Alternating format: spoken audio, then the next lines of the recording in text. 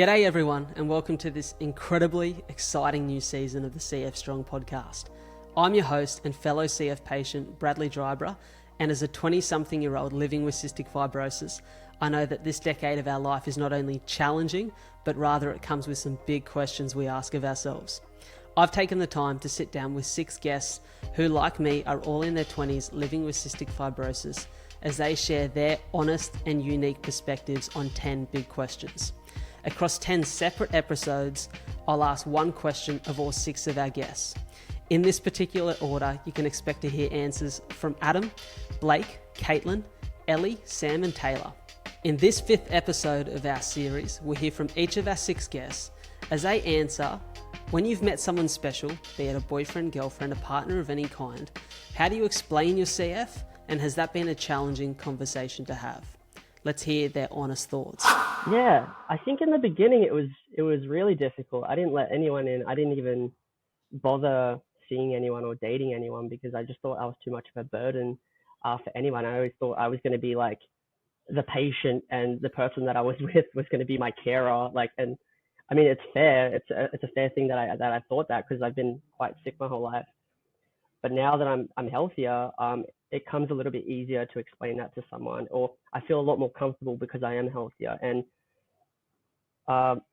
not to say that when I was really sick that I couldn't explain that to someone. I just think I had a lot of anxieties around relationships because of that. Now the anxieties have softened a little bit, and explaining CF to people has come a lot easier. But that has also coincided with the fact that I've been a lot more open about my CF to the public and writing about it and sharing my experiences with people. So I think a big part of it is just comfortability and letting people know, like, no matter how sick I think if I knew what I knew now and I was just as sick as I was before, I think I wouldn't really have much of an issue explaining it to a partner. But it should also be said that it's important to know what your idea for a relationship is before you start looking for one too. And that's something really important to figure out too, because that'll give you all the light. That'll give you everything you need to know when approaching it. In my experience, and me and my girlfriend have been together for pretty much coming on to a year now, and I can't even remember what the conversation with her really was. I think the way I've just dealt with it's sort of the same way I deal with explaining it to my mates. If they've got questions, I'm happy to answer it. It again goes back to their attitude with it.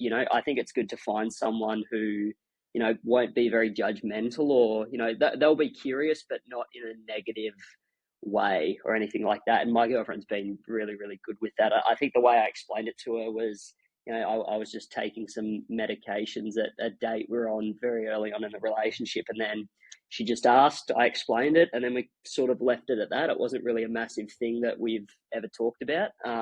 And yeah, she's been really supportive. So if you can find someone like that, that's always good, I think. In the past, I think meeting people has been a little bit difficult. More so, I'm not ashamed of having CF or get worried about telling people about it, because that's a part of me that's it's who I am. I think it's more from their point of view, trying to understand it and kind of adapting to that. But I am very blessed. My current partner is amazing. He hadn't even heard, he had heard about CF, but couldn't tell you what it was. And he's just taken it all on the chin. He visits me in hospital. He's learning all my meds.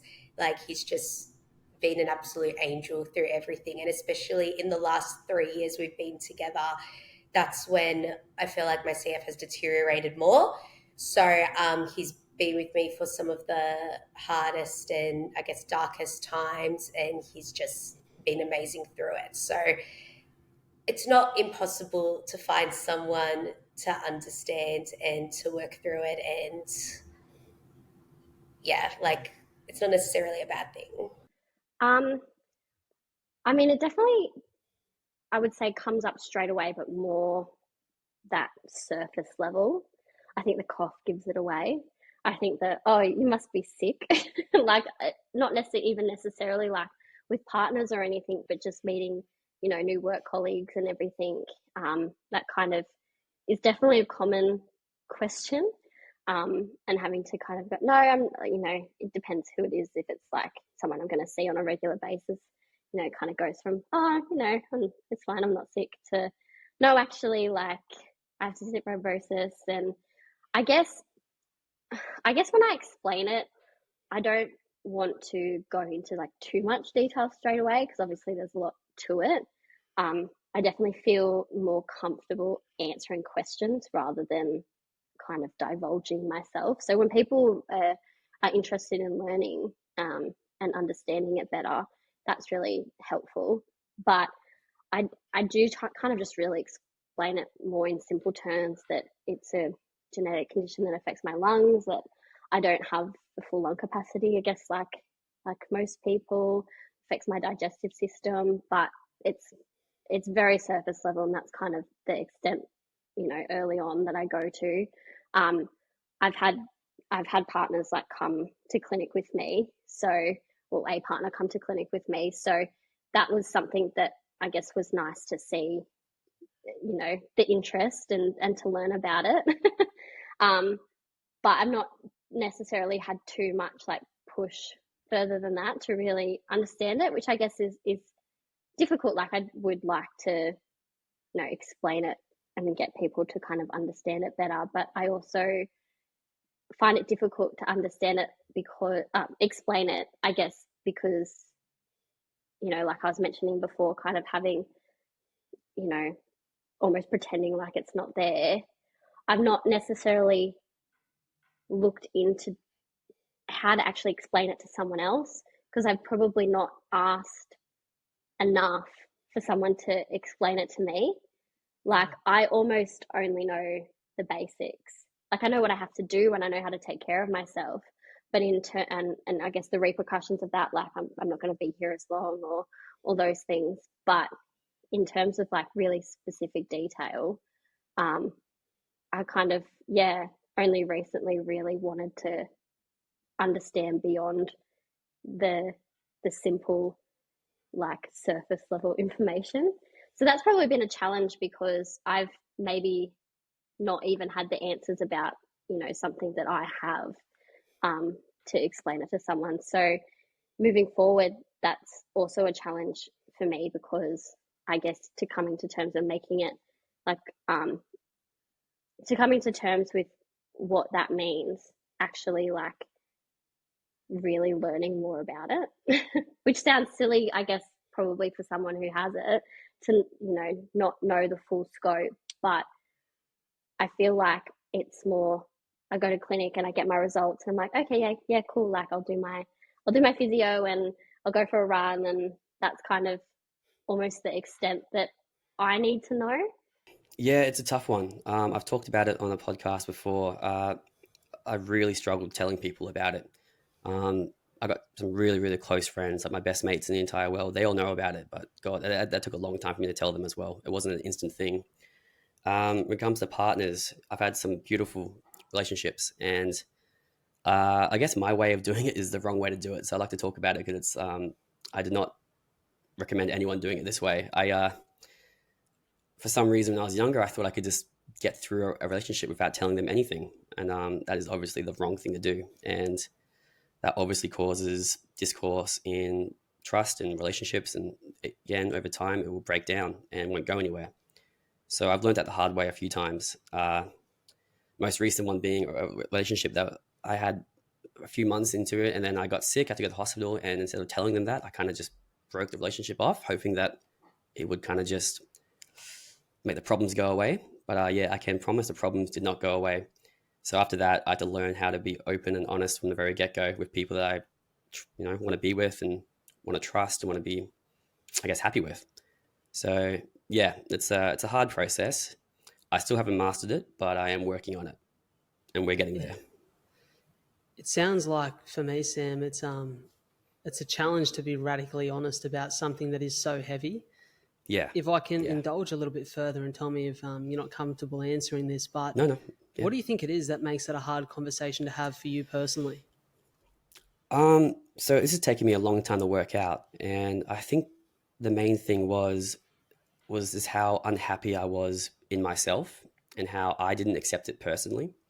So if I don't accept it personally, how can I expect someone else accept it and accept me for what I am and who I am? So learning how to be okay with who I am and learning how to be, I guess, stronger as a person with CF, and seeing the benefits, as I talked about earlier, about the benefits of how mentally stronger it can make me and how it can push me to do great things.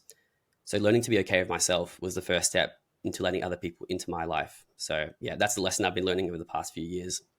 Relationships with CF, I'm not going to lie, I haven't had any success.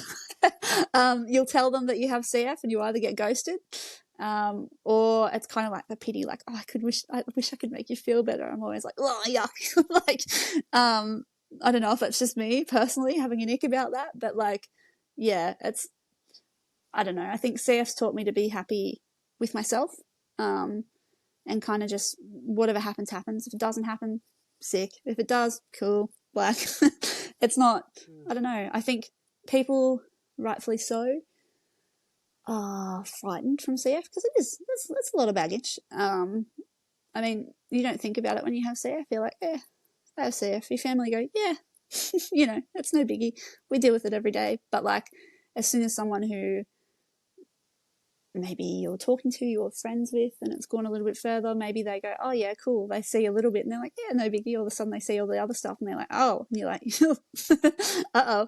But I think, yeah, although I haven't had like someone be chilled with it yet, I think it's just, you're not going to find that overnight.